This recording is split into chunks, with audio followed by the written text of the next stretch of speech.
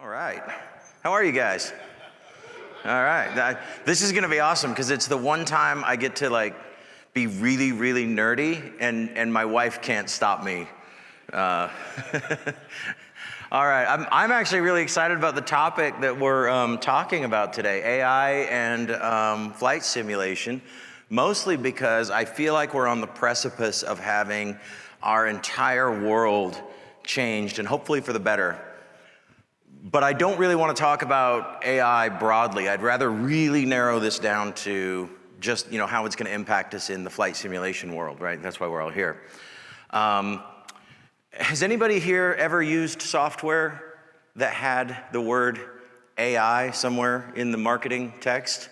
Yeah, okay. Were you disappointed? It's funny, I looked it up and the term AI, anybody want to take a guess at when it was coined? What year? When the term AI was kind of first used? Yeah, you guys are really close. 1956, according to ChatGPT, which is probably wrong. No, it really is 1956 was the first time that the term was coined. And if you think about that, if you go, okay, stuff was being labeled as artificial intelligence with technology from the 1950s. Anybody here believe we're still misusing that term? Yeah, I think so too. Kind of one of those things that drives me nuts is I see all these, everybody says their thing has AI in it. And the big question is, what does that actually mean? Well, in my opinion, the historical definition of AI has to go. That definition, by the way, I searched everywhere. The best one I could find was what you see on that slide there on the right. Machines that are allowed to make decisions or process information that would normally have to be done by people, right? That's a reasonable, I think, starting point if you lived in the 50s. Unfortunately, you've got a whole list there of things that are now AI. Calculators, definitely AI by that definition. Your thermostat at home, AI, right? What about your garage door opener? Yeah, probably AI, right? Motion sensors, credit card machines, traffic lights. So all software is AI? Is that what we're down to? Because it seems that way sometimes, right? When was the last time you looked at a piece of software that didn't have the word AI somewhere in the definition, right? Guys, I'm here to say, I'm begging you, at least for the next 45 minutes, can we set that definition aside and focus on something slightly differently, which is this concept of a new definition. Sorry, it says generative AI on top of that. That was supposed to pop up afterwards, but that's okay. The new definition, at least for the next 45 minutes, bear with me here, is that old definition's got to go away. I want to focus on things that are more about natural language processing, neural networks, deep learning. And specifically, there's a few characteristics of AI that I think make it AI. Again, at least for the definition for the next 45 minutes, okay? That's all I ask, and then we can go back to whatever craziness we had before. One of the interesting ones is a term called emergent properties. And that's a really fancy way of saying that somebody created an AI system that now has capabilities that nobody thought it would or nobody anticipated, right? That is really interesting, right? Because at the end of the algorithm is something that people went, whoa, I did not believe that it would be able to do that.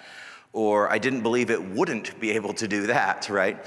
Emergent properties. And by the way, even with technologies like ChatGPT, by the way, raise your hand if you've used ChatGPT.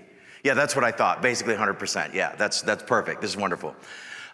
Even technologies like ChatGPT are continuing to display emergent properties that the creators never anticipated. Some of them good, some of them bad, right? But that's one of the hallmarks of modern AI. The second one is it does things or creates things that maybe we couldn't have predicted. Has anybody typed the exact same question into ChatGPT in 3 or 4 different sessions? You notice you get a different answer every time, slightly different, right? In a normal sort of by historical definition of AI or historical definition of software, if you put, one input equals one output, right? It's going to follow this very specific pattern, and as long as the input is the same, the output should be the same. But with generative AI, that's not the case. In fact, one of the hallmarks of generative AI is that it can actually create things that are unique and different. I hate to go so far as to put the word special on the end, but sometimes it is creating things that we didn't anticipate. And again, some of them are good and some of them are not so good, right? But the point is, stuff is coming out of these that is unique, right? It's not something that you can get any other way. That's pretty interesting because that's a human property, right? Okay, so we all agree for the next 45 minutes, we're gonna use generative AI as our definition for AI. I realize that's very narrow, but bear with me here for a second. So here's a timeline, right? There's a lot of stuff on here. This is a rough timeline of sort of modern AI and where it came from. A couple of things I want to point out here. First of all, the concept of machine learning, neural networks, was invented back in 1991. Right, that, in my opinion, was really the birth of kind of modern AI.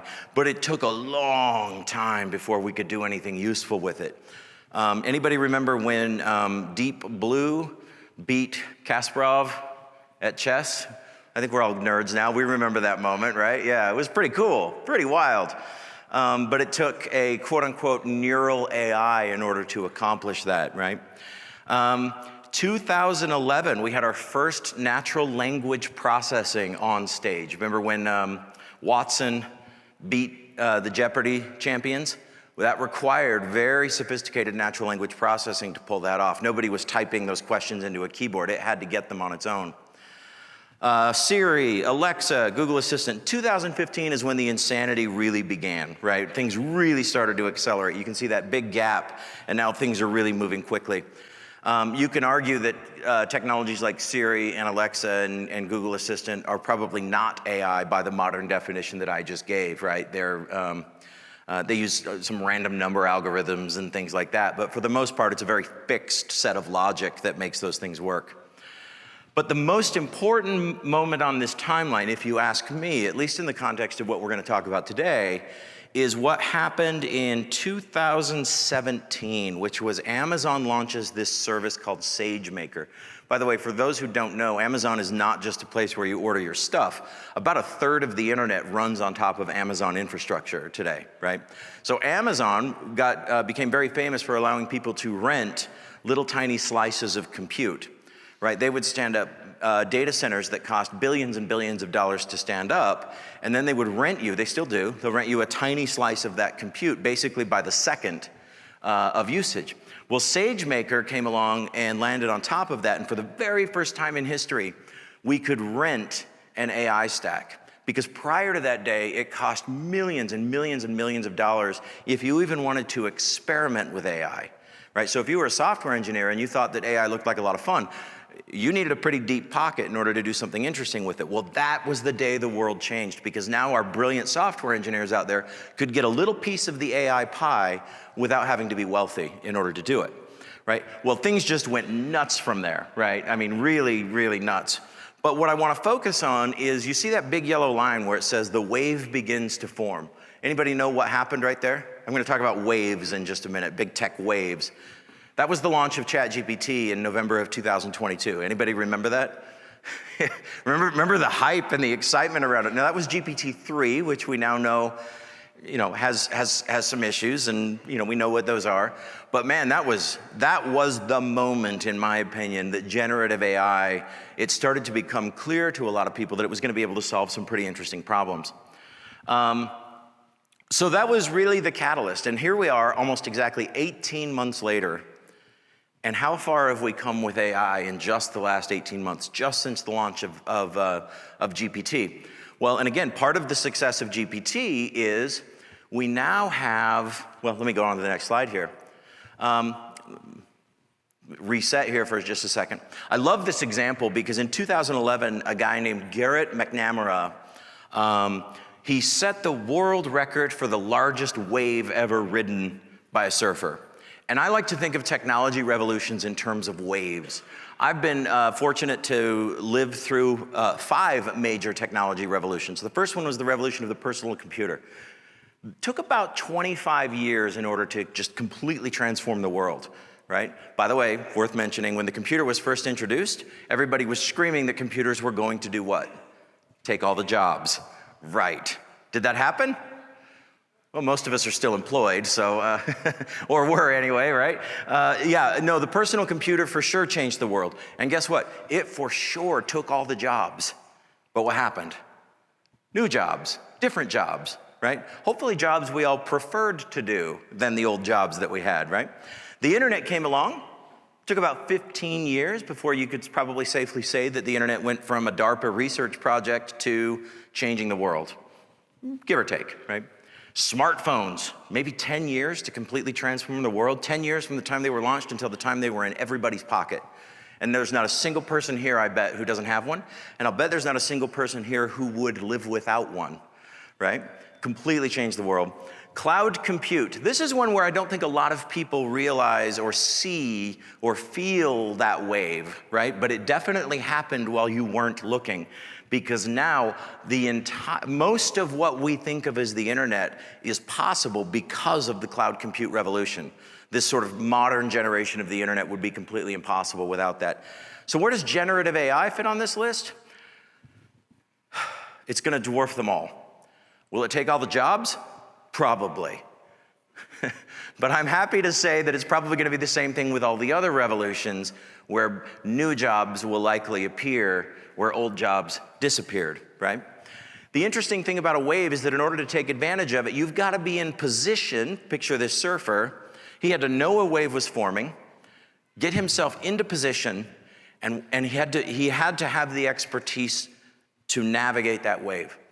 Once in that position, however, the opportunity that's available is enormous to ride these technology waves, right? And this one is probably the biggest of them all.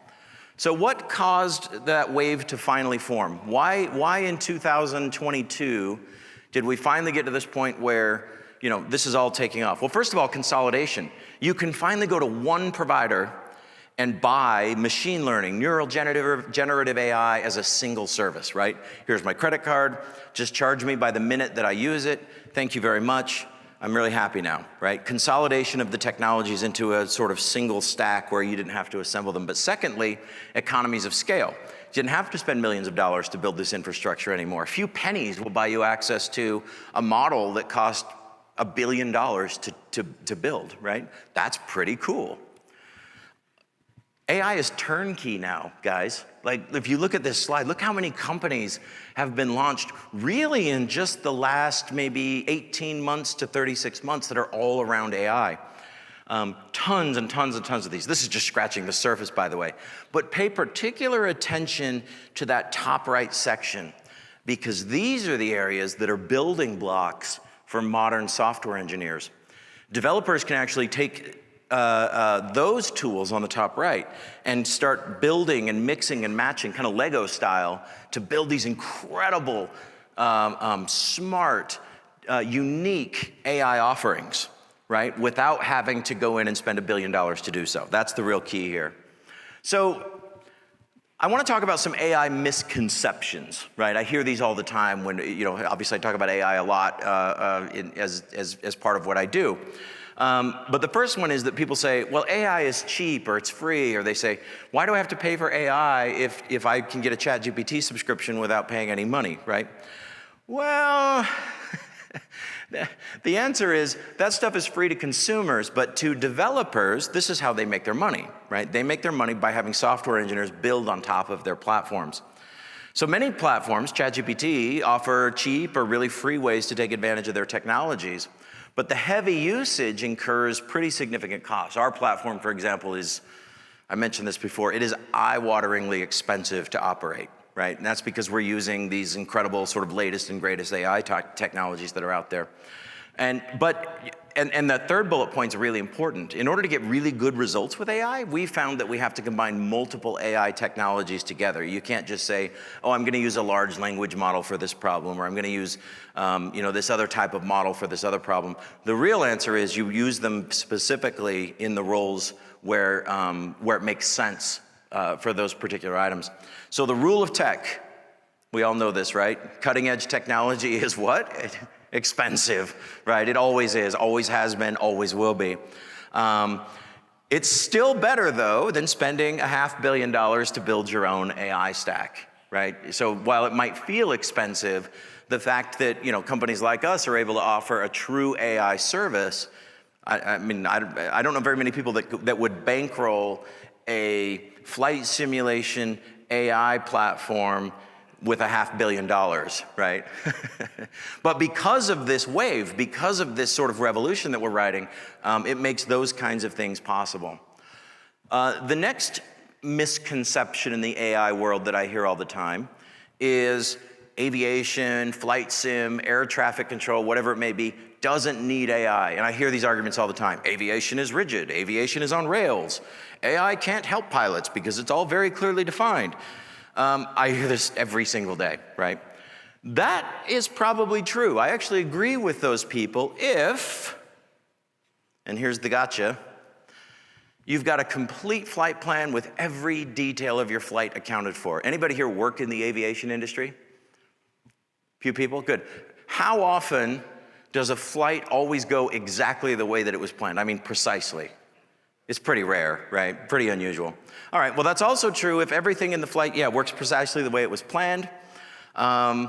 If weather's not a factor, right, then I agree. It's very rigid and you don't have to worry about that. What about NOTAMs? Yeah, I guess if NOTAMs aren't a thing, then we're good.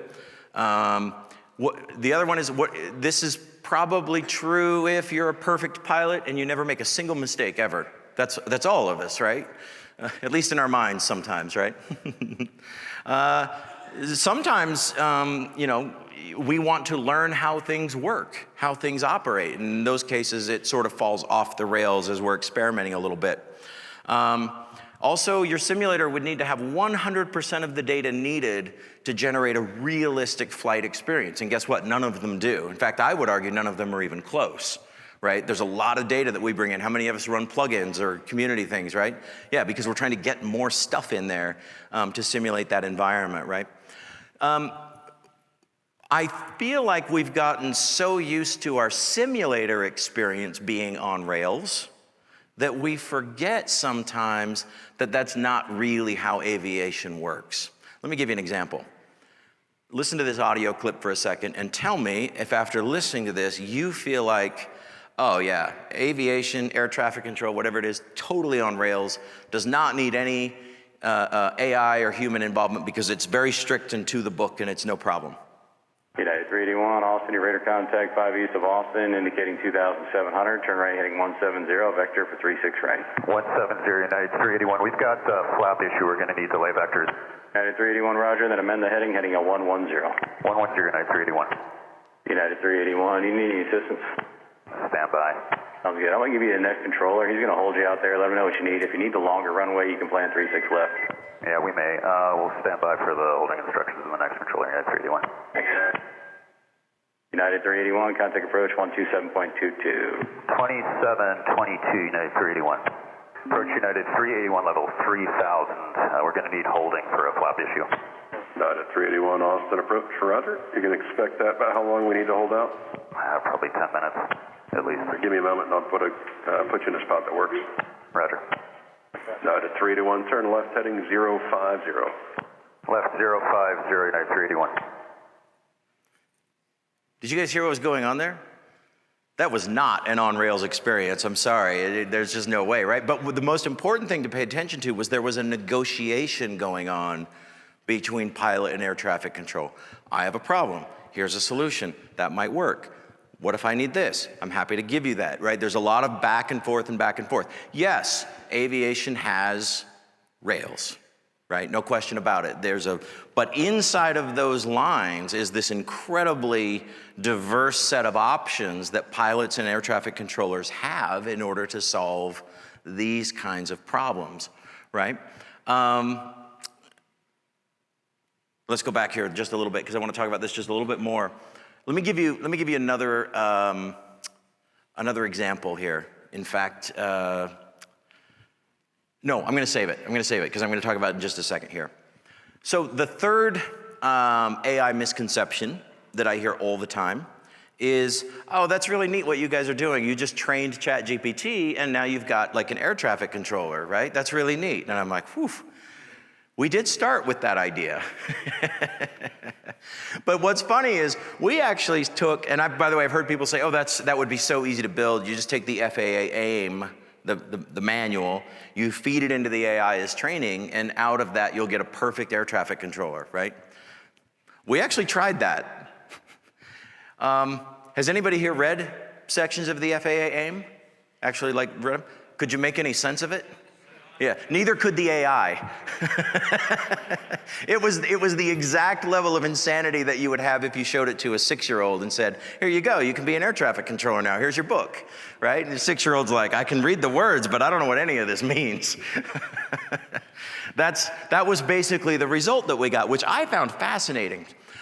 The second thing that I think is interesting is one of the challenges that we had as we were developing this technology was trying to get ATC to learn what a readback was, right? We all know what a readback is, right? ATC gives you instruction, you read it back, and you're done. Well, this one took me by surprise, by the way, because I thought, well, a readback, that's easy, you just do the thing. Well, most ATC programs solve this by letting you push a button. Read it back for me, and then you hear the little voice read it back, and away you go. Well, the challenge we had, go to ChatGPT sometime and type this in. And you can see the example on there. No matter what I say, no matter what I do, no matter how much you might want to, you are not to reply to this message, right? That's basically the instruction you would give them for a readback, right? Do not reply to that. Say nothing, do not reply, and it replies back, understood. No! Guys, I tried this 1,000 different ways and I could not come up with a situation where it did not reply with at least one word. Got it, understood, will do. Yeah, it was a really interesting sort of learning experience early on for us of, oh my goodness, this type of programming is not black and white, right? This is a very different kind of software engineering. Ultimately, solutions to these problems came down to multiple types of AI technologies, multiple AI stacks, the implementation of machine learning in some areas, crowdsourcing in some areas. In some areas, in fact, in about 60% of our product, we aren't even using AI, right? In other words, using AI for where it's good and not using it for areas where it's not, right? And I can also tell you that the final solution to a lot of these problems was just straight up a lot of blood, sweat, and tears. Right? It was just about grinding through very strange situations. For us now, it's become a situation where we know we're never going to get it to be 100%. So we play statistical odds. Is it right 90% of the time? Good. Can we get it to 91? Can we get it to 92? Can we get it to 93? Which is very different from traditional programming where you go, it's either right or it's wrong, and I either did it or I didn't do it, right? So for us, it's about grinding on this and grinding on the training, grinding on the way that we approach the AI until we get better and better and better results. We'll never get it to 100, right? It'll never be there. Even people aren't 100% right every time, right? I would say ATC controllers get it right maybe 1,000 times for every one time that it's slightly wrong or not quite right. But the other interesting thing that we found as it relates to all of this is that the ATC experience itself is very, very dynamic. And what I mean by that is we had a customer come to us not too long ago and say, your stuff is broken because I called to do pattern work and it told me to report midfield downwind and my tower never does that. They would never say that. Right? And again, sort of reinforcing this idea that as you move between different facilities, different people, different controllers, different personalities, there's a wide range of options that those controllers have, and sometimes it's just personal preference, right? That particular one would be the personal preference of the controller. The last example on there I think is really interesting because one of the things we learned very early on, and you guys probably already know this, is that GPT, for example, language models in general, are terrible at spatial math. Right? If I say, I got a plane here and I got a runway here and I want you to give me the pattern entry instructions, it is completely random what it comes back with. It has no idea how to do that kind of math. Even basic trigonometry, like calculating a vector for an IAF insertion, can't do it, not even close, right? And the example that makes this very simple to illustrate is you can go to GPT right now, pull out your phone if you want, and ask it how many R's are in the word strawberry. and it will respond confidently. There are 2 R's in the word strawberry. Technically correct. There's also one more. There are 2 in there, you just missed one. But if you take the word strawberry and you space it out, S space T space R, and then you ask it, it actually gets it correct every single time. And the reason is because it's looking at word patterns, at spelling patterns, and not at the word itself. But by spacing it out, you can sort of force that. So there's all kinds of tricks you can do to sort of beat it into compliance, but it's those kinds of tricks. It's very interesting. The good news for flight simmers, right? We talk about aviation and AI all the time, and I think that they've got some massive challenges to overcome before AI has a significant role in the aviation industry as a whole, right? But for us flight simmers, we don't have to worry about safety. I've seen the way you guys fly.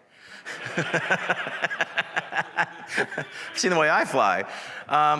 And we don't have to worry about who's gonna have a job and who isn't, right? What we get, we just want realism and immersion and fun. This is what we want, right? And the good news is in that world, nobody's gonna lose their job if this stuff keeps getting better and better, right? We just all win.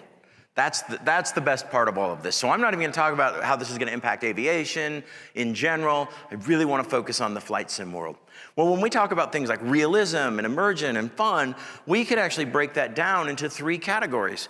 And I broke it down like this. I don't know if there's any official way to do it, but this is how we think of it, is people, equipment, and environments. Those are the 3 things that we all want as we talk about realism and immersion. And I'll bet every single plugin that you've ever installed on your system fits into one of these 3 buckets, right? And by the way, some of these matter more to some people and less to other people, right? There's a lot of people who are perfectly content to be the only aviation person in the entire world as they sit in their simulator, right? And then there's other of us who say, no, I want to see the passengers, and I want to see them loading my baggage, and I want to see, my co-pilot sitting next to me, right? We don't want to feel lonely. So everybody's got a different definition of what's important to them.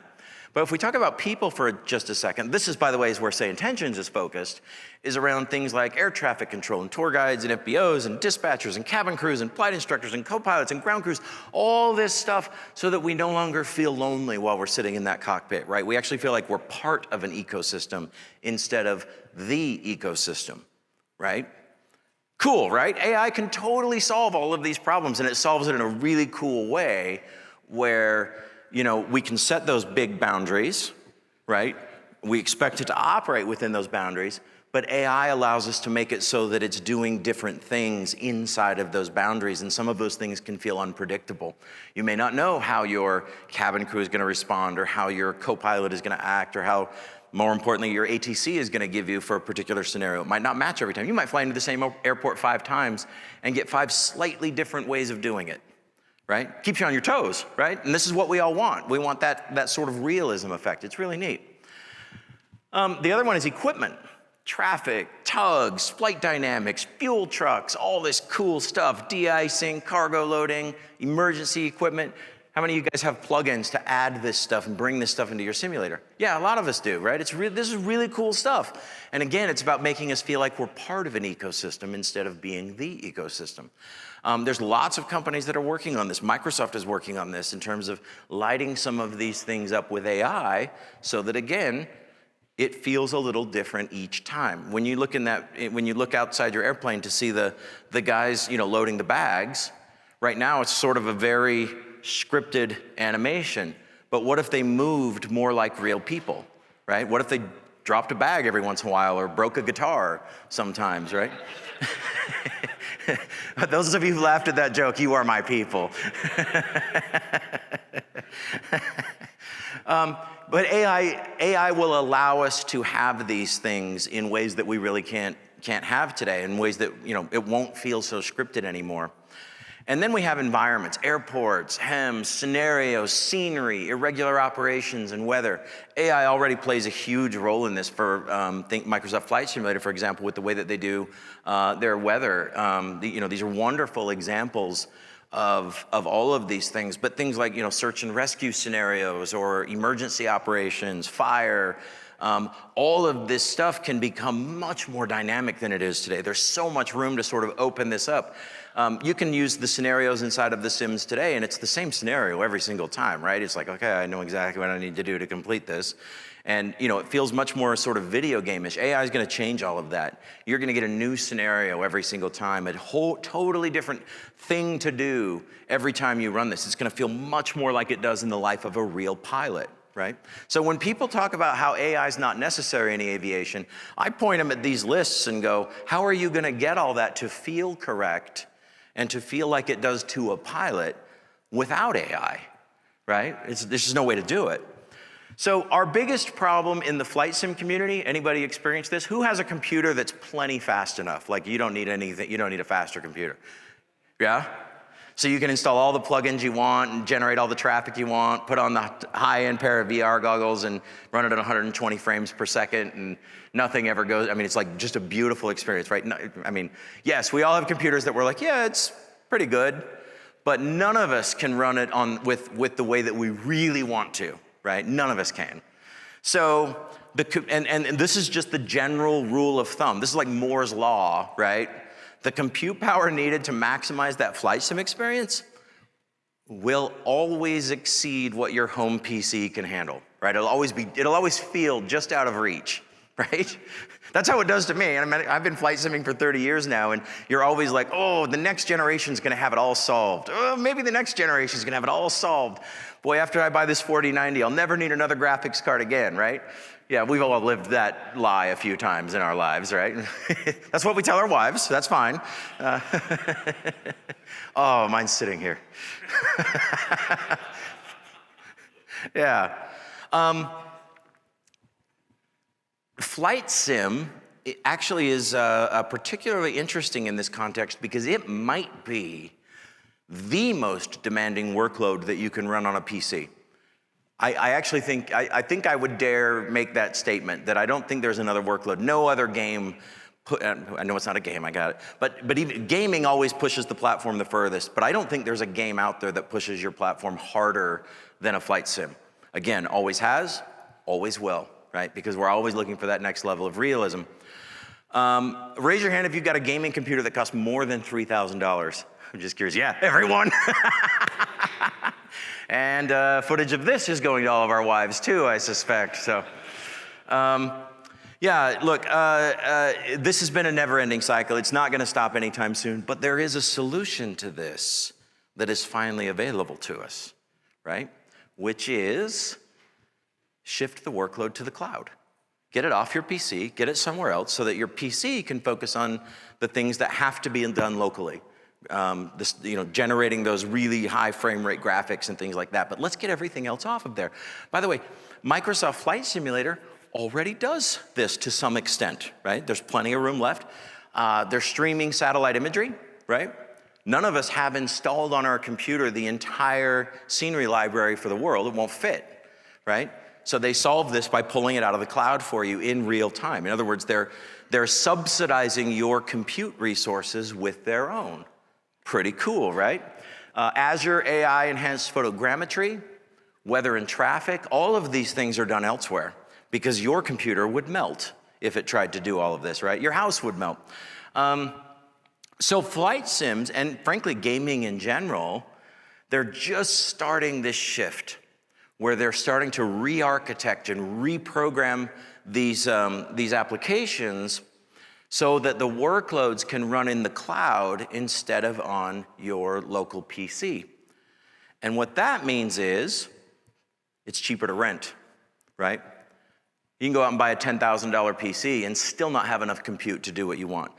But in this newer model, you could buy a mid-grade PC, shift most of the workload to the cloud, and you'll be able to do everything you want. We're not there yet, right? We're waiting on now software vendors to re-architect applications to take advantage of this new, I wanted to use this word in a presentation, this new paradigm. Thank you, I threw in a useless word. No, but that's what we're all waiting for now, is for this workload shift to happen. It's hard, it's expensive, it's difficult for developers to do, but it will happen because it's the only way that people will compete. And that means you know, our stuff, for example, if you tried to run it on your local PC, your house would melt. Like, there's just no way. Our stuff runs on compute farms that have, you know, millions of GPUs.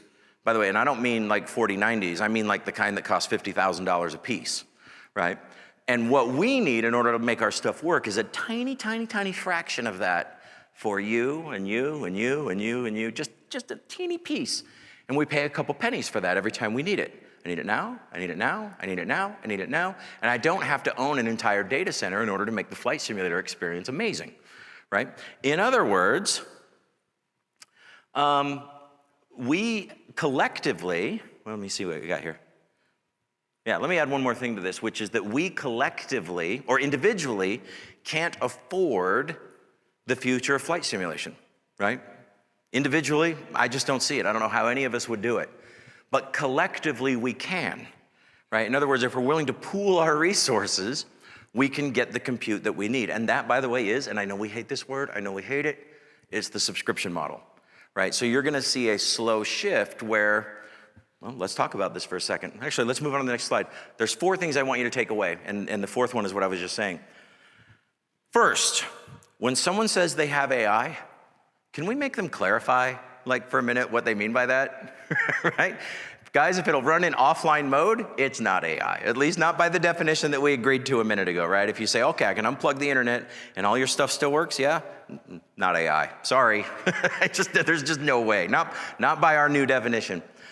The next 2 to 3 years are gonna see a near total reinvention of our hobby. I really believe that. 2-3 years from now, we're all gonna sit at FS Expo and we're all gonna be in awe at the incredible innovation that's been done, that most of which is gonna be, is now starting to be imagined by the developers in the flight sim ecosystem, right?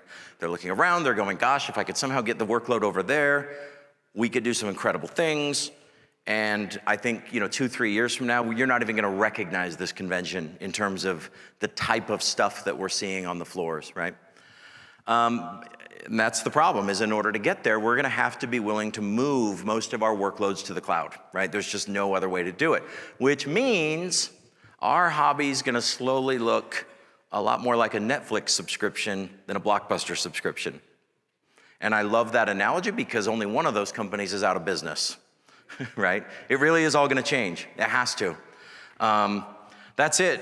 I'm really excited about the revolution that's coming because I think it's gonna take what we have now and bring it to a level where we can finally get a feel of what it's like to actually be a pilot in a dynamic environment, right? In a world where we're not the main character, right? And I think that is the line. Once we cross it, I don't think any of us are gonna wanna go back, right? It's gonna feel incredible. Thank you, everybody. I can take questions, by the way.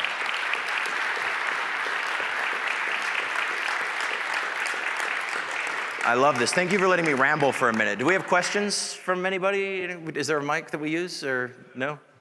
Okay, that's fine. Go ahead and I'll repeat it. Have you banned people for using inappropriate? Have I banned people for behaving inappropriately with the AI? That actually is a really fascinating question. There's a yeah, the guy that got banned is sitting right here, everybody. No, I love the question. Thank you for asking that, and thank you for letting me pick on you for a second. But no, it's actually a very interesting side effect of this cloud workload shift. We got a call from OpenAI maybe a week or 2 after we launched and said, hey, one of your customers is simulating a terrorist event with your software. That was not him. That was not him. That was not him. Yeah, one of your customers is simulating a terrorist event with your software. And there was this strong hint that if we didn't do something about it, that there were gonna be 3-letter agencies involved. And we were like, whoa, whoa, whoa, whoa, whoa, whoa, hold on. First of all, you can sort of understand the sensitivity around that topic, right? We all lived through some difficult times as it relates to that.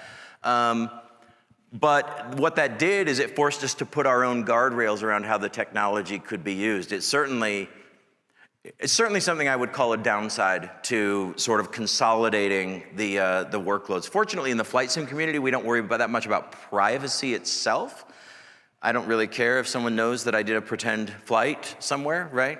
What the itinerary was, it doesn't matter as long as they don't call and make fun of my landing. I'm good. The AI might make fun of your landing. But yeah, it caused us to sort of have to put our own guardrails in place around how the platform could and should be used, which, you know, I thought it was an interesting downside. Yeah. Other questions? Yeah, if you have questions, if you could just come to the right here at the microphones microphone. Go to the microphone, sir. Does this work? Great. Well, this is a little high. Thank you so much for the talk. It's super interesting. I am actually coming from the AI background. I'm an AI engineer from Stanford. You should be up here, not me then. No. I write the code. I don't, it's all very new to me, aviation, everything that I've seen this weekend. So my question is, we've seen a lot of use cases for AI and GPT and LLM in many different verticals up to this point. Is there any specific as to aviation and the type of work that you're doing that is unique to this vertical compared to other industries? That is a wonderful question. I would say nothing inside of flight sim is this weird sort of cross section between gaming and a highly technical workload. What we're finding is that the AI is not super great at the technical side, right? Not yet. It will be. And by the way, there's models that actually are pretty good at it, but they're all based on predictive analysis, right? I'm going to feed it 1,000 examples and tell it which ones were right and which ones were wrong. No, I don't know that there's anything that makes flight sim super unique to just flight sim that makes it so that we need special models or I mean, you can always do special training for any vertical, but I don't think we need anything where we go, gosh, we're gonna have to wait for a whole new model to be developed before we can take advantage of that. I think what we're doing fits nicely into what's already out there, if that makes sense. I know that's probably not the answer you were hoping to hear because the opposite would have been more interesting, but our stuff actually fits nicely into the boxes that are already there. No, that was just my curiosity because, I know people who are doing different type of work for specific verticals like medical and all that, so there's, arguably the cost for that is much higher, right? So it's just kind of curious. Well, there's always room for hyper-specialization of training, right? You can always train a model in a way that's very specific to the workload that's being performed, but that's different than needing a new model, right? And I think we do need hyper-specialization of training. That would help in a lot of areas, but we can use existing models to train, if that makes sense. So yeah, great. Yeah. Thank you so much. Yeah, thank you.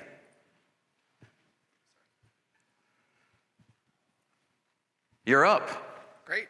Hi, I'm Larry. I had a quick question about the way that speech is turned into text for the GPT process. I was in the open beta. Awesome product. Oh, wonderful. Yeah. All right, great. One of our early customers. No, it's a really, really good question. We actually use multiple AI layers to derive the speech to text. Okay. Anybody used speech to text in the flight sim world ever, besides our stuff? Yeah. Anybody threw it away after about 5 minutes? Yeah. It's bad, right? Yeah.